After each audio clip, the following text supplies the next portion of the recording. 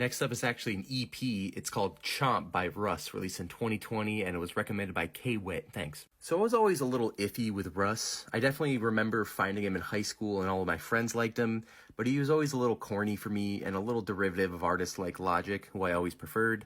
But recently I've heard some impressive stuff from Russ. So this is my first in-depth listen to Russ, and this release is actually an EP. It's only 23 minutes, and still it has some really solid songs and bars on it.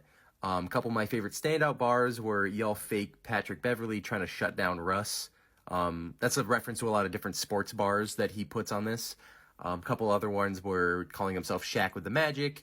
He compared that to Hakeem the Dream, which is a little bit of a redundant rhyme, but I still liked it. He also said "fuck a bitch in Utah," played a jazz beat. He also mentions people like Tony Gonzalez and Tom Brady, so he's obviously a big sports guy. There were also a lot of really questionable bars in there as well. He referred to himself as Nipsey mixed with Kobe, and this was released in 2020 right after they died, so that's a little bit too close. There was also a poop bar at the end of the track Who Wants What, which was a little questionable, but still. This EP also does a weird thing where it kind of bounces back and forth between tracks that have great production but pretty underwhelming bars, and then it goes back to tracks where Russ or the features sound great on a kind of boring beat, and it just bounces back and forth between these. But what's crazy is that pretty much every feature was fantastic. They all sounded hungry and powerful, which is insane for an EP by Russ. Like, how he pulled that together, I have no idea.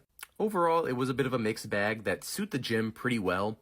He even mentioned doing cardio while I was doing cardio, which was really weird, like he was in my head.